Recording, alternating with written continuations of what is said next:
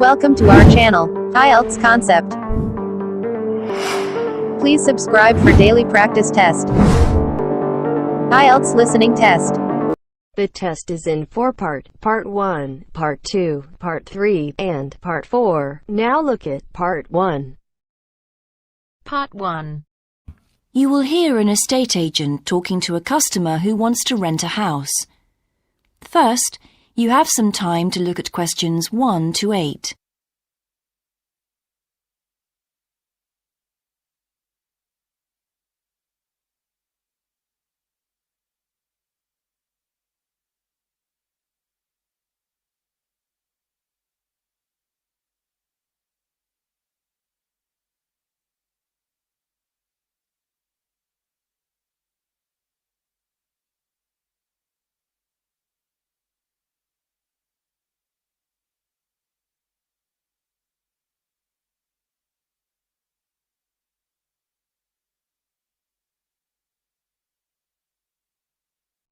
Listen carefully and answer questions 1 to 8. Good morning. How can I help you? Hello. I'm interested in renting a house somewhere in the town. Right. Could I have your name, please? Yes, it's Stephen Godfrey. And tell me how many bedrooms you're looking for.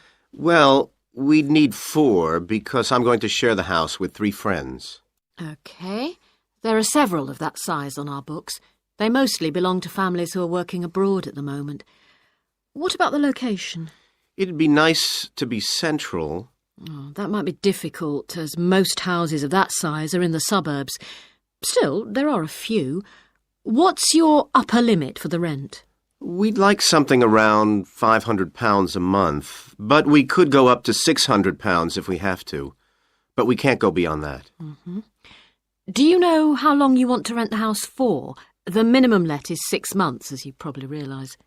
We're at college here for 2 years, and we don't want to have to move during that time if we can avoid it. Right. And how soon do you want to move in? All our lets start on the 1st of the month. Well, as soon as possible, really, so that means September 1st. OK. Let me have a look at what we've got. We have photographs of all the houses on our book, so you can get an idea of what they're like. There's this one in Oakington Avenue at £550 a month, combined living room and dining room with a separate kitchen. It doesn't have a garage, though you can park in the road. We'd prefer to have one if possible. Right. Then have a look at this house in Mead Street. It's got a very large living room and kitchen, bathroom, cloakroom. How much is it? That one's £580. It's very well furnished and equipped. It also has plenty of space for parking, and it's available for a minimum of a year. Oh, and there's a big garden. I don't think we could cope with that, to be honest. We'll be too busy to look after it. OK. Then there's this older house in Hamilton Road. Living room, kitchen, diner, and it has a study. £550 a month. That looks rather nice. But whereabouts in Hamilton Road? Towards the western end. Oh, that'll be very noisy. I know the area. Yes, it's pretty lively. But some people like it, though. Well, what about this house in Devon Close? That looks lovely. There's a big demand for houses in that area, so prices tend to be quite high. But this one hasn't been decorated for a few years, which has kept the rent down a bit. It's got a living room, dining room and small kitchen, and it's £595 a month. I think it would suit you from what you've said. It sounds fine. Before you hear the rest of the conversation, you have some time to look at questions 9 and 10.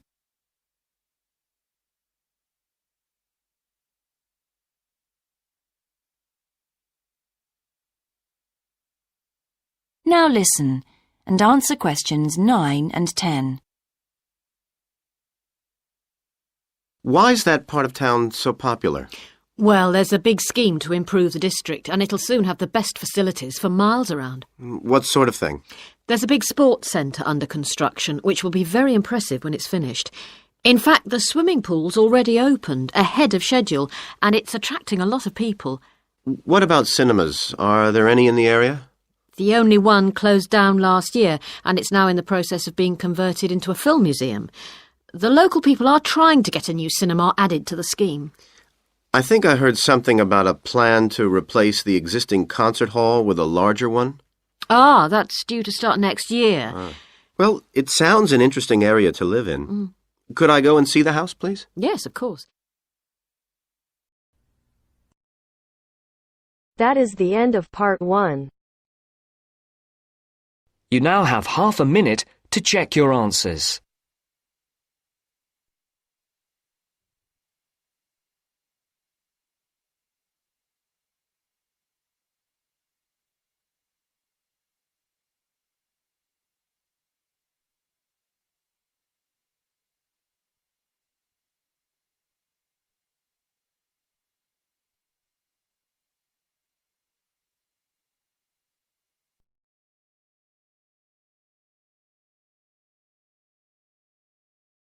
Now turns to part 2. Part 2. You will hear a woman talking about a number of different beaches to a group of tourists. First, look at questions 11 to 20.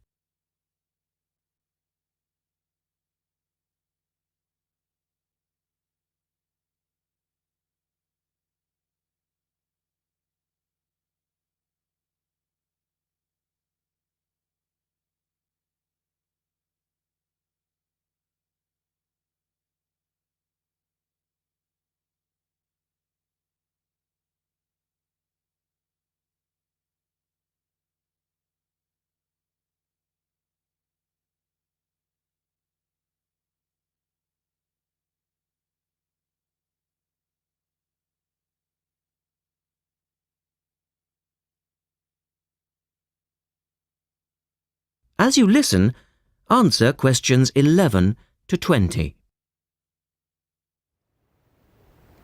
Right, let's move on to the beaches here, which are absolutely beautiful. You do have over 100 to choose from. They're mostly sandy beaches, and they vary from the largest, which is 2.5 kilometres long, to tiny sandy coves. But there are a few that I'd really recommend you to visit. So, looking at this pamphlet, first of all, there's Bandella Beach. This beach is 1 kilometre away from the old fishing village of Bandella, which is a beautiful spot.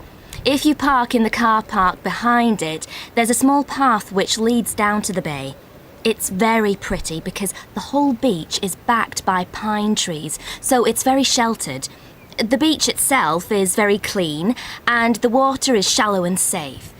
That, together with the soft sand, make it an ideal beach for children and non-swimmers. A little further round the coast, again to the east, in the eastern corner of the island, is the spectacular Da Polata Beach, which is basically a long inlet. The land around this beach is marshland. It's all marsh, and there's a stream which winds through it, and the stream goes into the sea. And the beach has lovely pale gold sand. Access to this beach is quite tricky, and not for the less energetic. You have to go down a long flight of steps, 190 to be exact. But you'll be relieved to know that there's also a road which winds down to a car parking area. When you're level with the sea, there is a handful of shops and bars, and you can hire some beds and umbrellas. Continuing round the island, just past the tip of Calne, is the next beach I'd suggest you visit, and this is San Get. Why? Because there isn't a beach longer than this on the island. If you want to know, it's exactly 2.5 kilometres long, and that's a bonus because it means it never gets overcrowded. It has golden sand and clear blue water shelving into the sea. There are several beach restaurants to choose from, and water sports are available when the water is calm. But check first. This beach operates a flag system, as the sea can get rough, and you should always swim between the flags. There's a large car park which gives you easy access to the eastern end of the beach, but the western end is much quieter and more wild, as it is harder to reach.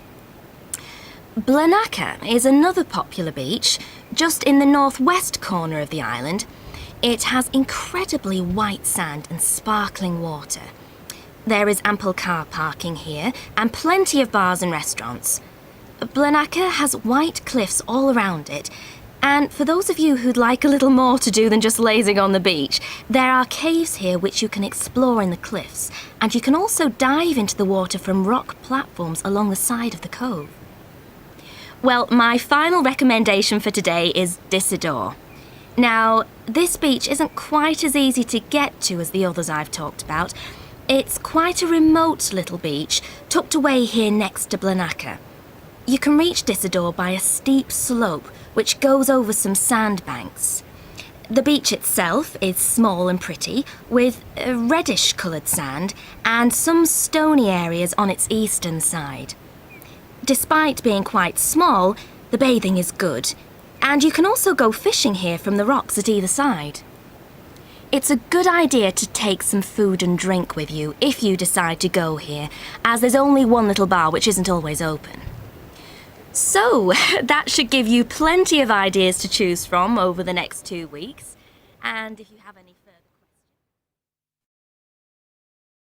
That is the end of part 2. You now have half a minute to check your answers.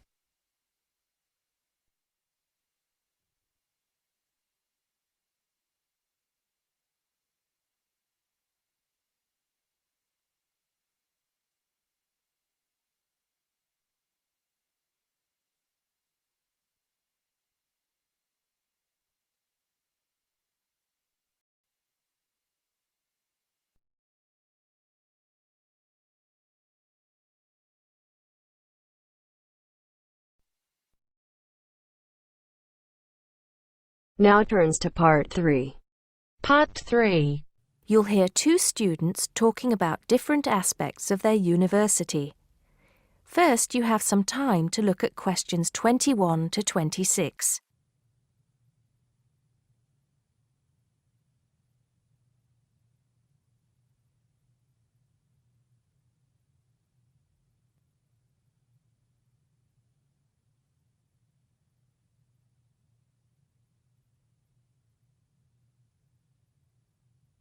Now listen carefully and answer questions 21 to 26. Great party last night. You should have come. But anyway, so what have we got to do here? We're supposed to fill this form in by ourselves, but I'm sure it's okay if we chat about it first, don't you think? Yeah, sure. So, there are 10 questions and we've got to tick numbers 1 to 5 for each question. 5 means really good. 1 is bad. Question number 1. Was the course well organized? We'll give that a 5, agree? Yep. No question about that. What does question 2 mean, though? Was the teacher flexible? Is it good to be flexible? Well, that means, was the teacher very strict? Or maybe she gave you more time to complete your assignment. Things like that. So for that question, we should give her a 5. She always gave us an extra day, didn't she? And she wanted to know our opinions on things. We had great discussions. Fair enough. What about this one? Was the teacher friendly and encouraging? I'm not sure about that. She was friendly to some students, but I think she had a problem with Mike and Alex, who were usually late. She did get a bit irritated with them sometimes. Yeah, we weren't too happy about them either, though. I know it was a bit early, with classes starting at 8:30, but you choose if you want to sign up to them or not. So that's no excuse, really. Yeah, they could have taken the evening classes if they didn't want to wake up early in the morning. Now, what about these questions on the course books? Look, the business studies book was interesting, but I thought the human behavior one was boring. Really? That's the one I like the most, perhaps because I want to study psychology. You want to become master of the universe, managing a huge multinational company, don't you? There's nothing wrong with being ambitious, you know? The best laid plans of mice and men. What's that? Some sort of quote? Stop being so literary. Let's get on with question 5.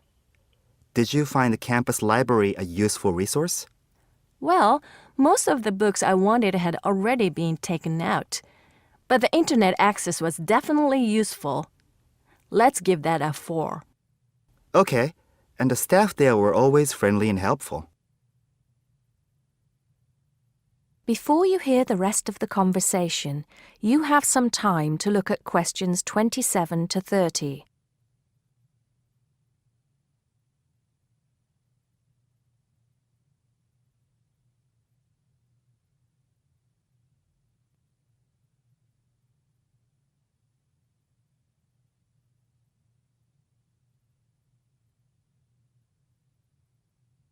Now listen and answer questions 27 to 30.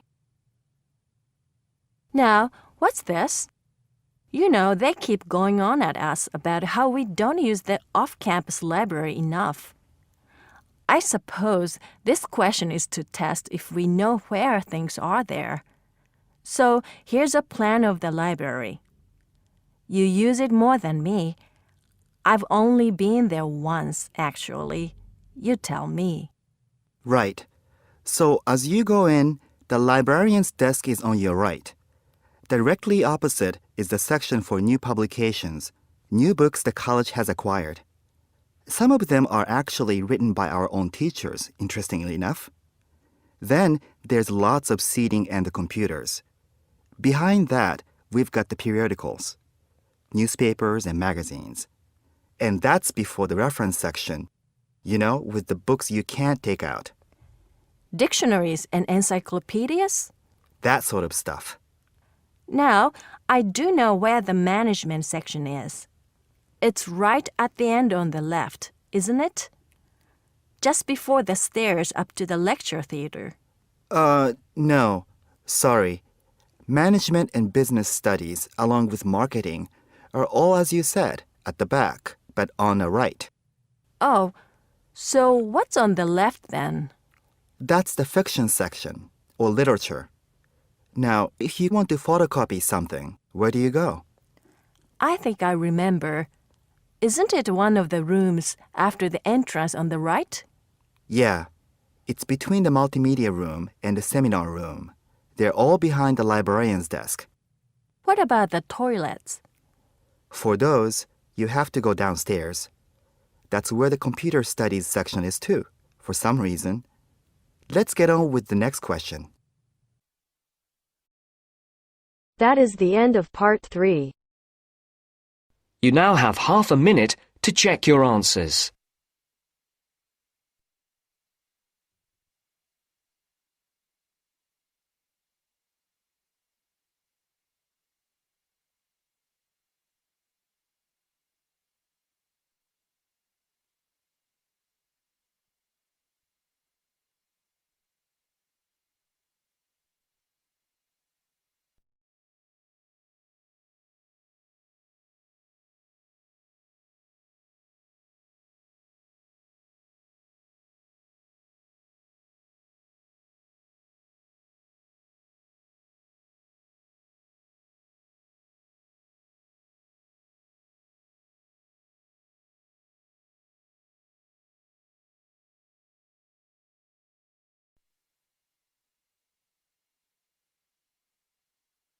Now turns to part 4.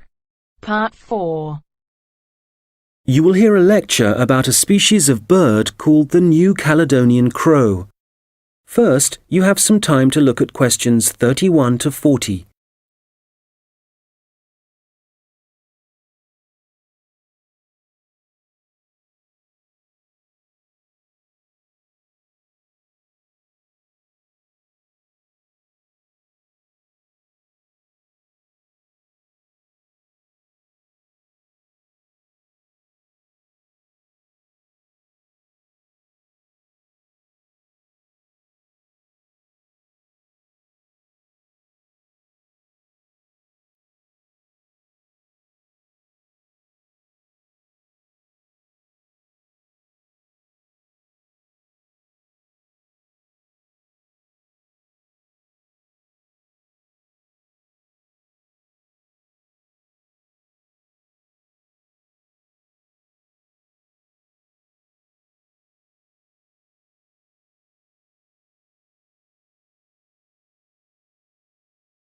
Now listen carefully and answer questions 31 to 40. I'm going to talk today about research into a particular species of bird, the New Caledonian crow, whose natural habitat is small islands in the Pacific Ocean. And it seems that these crows are exceptionally resourceful. Using sticks or other tools to find food isn't unknown among birds and animals. Some chimpanzees, for example, are known to bang nuts on stones in order to break the shell and get at the edible kernel inside. One New Caledonian crow, called Betty, bent some straight wire into a hook and used it to lift a small bucket of her favourite food from a vertical pipe. This experiment was the first time she'd been presented with wire, which makes it very impressive. Another crow, called Barney, has demonstrated his skill at using sticks to forage for food. In one research project, scientists from New Zealand and Oxford set captive New Caledonian crows a 3-stage problem. If they wanted to extract food from a hole, the crows first had to pull up a string to get a short stick, then use that short stick to remove a long stick from a toolbox, and finally use the long stick to reach the food. Amazingly, they worked out how to do this successfully. Further experiments carried out at Oxford suggest that crows can also use sticks as tools to inspect all sorts of objects, possibly to assess whether or not they present a danger. The idea for the experiment came from observing the birds using tools to pick at random objects, such as a picture of a spider that was printed on some cloth. In this research, 5 pairs of crows, including Barney, underwent tests to see how they would react to a variety of objects, which were carefully chosen so the birds wouldn't be tempted to view them as a possible source of food. As a further precaution, all the crows had been fed beforehand. On 8 occasions, a bird's first contact was by using a tool. In all 3 trials, Barney began by using a stick for inspection. One involved a rubber snake. First, he approached it, but didn't touch it, then retreated to pick up a stick. He then prodded it with the stick. After some more investigation, he discarded the stick and carried on pecking at the snake more confidently, apparently convinced that it wouldn't move. In other experiments, 2 different birds, called Pierre and Corbeau, also made a first approach with tools on 3 separate occasions. Pierre used a short piece of wood chip to touch a light which was flashing, and Corbeau was seen prodding a metal toad with a stick. Significantly, the crows tended to use the sticks only to make their first contact with the object. Subsequently, they either ignored the object or dropped the tool and pecked at the object, which is very different from using the tool to get access to food.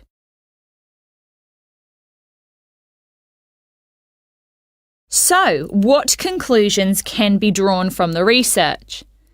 Evidence is building up from experiments such as these that the birds are able to plan their actions in advance, which is very interesting for understanding their cognition. They don't seem to be responding in a pre-programmed sort of way. It may even be possible that they're able to view a problem and work out what the answer is. However, a major difficulty is assessing whether this tool-using behaviour is a sign of intelligence. To some extent, this is related to the ecological circumstances in which the animal is found. So, scientists want to find out much more about how the crows behave in their native habitat, and a team from Exeter and Oxford universities is carrying out research in New Caledonia. They're looking into whether the birds' way of searching for food gives them any possible evolutionary advantage. The birds are hard to observe, as they live in a region of mountainous forest. So the researchers have attached tiny cameras to the tails of some birds as one method of investigating their behaviour. The birds are masters at using sticks to find their food, in particular beetle larvae from the trees. It's possible that the birds can derive so much energy from these grubs that they only need to eat a few each day. This would mean that they wouldn't have to spend most of their waking time searching for food, as most animals do. The beetle larvae have a distinct chemical makeup, which can be traced through the feathers and blood of birds that eat them. Scientists have collected samples from crows in order to estimate the proportion of larvae in their diet. They should then be able to gauge the extent to which individual birds depend on using sticks to feed themselves. We have learnt a great deal about the ability of New Caledonian crows to use tools, and some very interesting research is being carried out into them.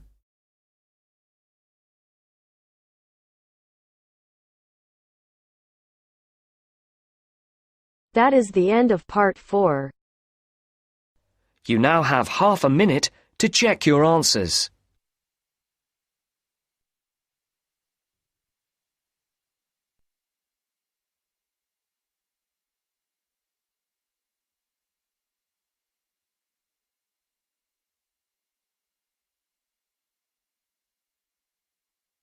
That is the end of the test. You now have 10 minutes to transfer your answers to your Ielts listening answer sheet.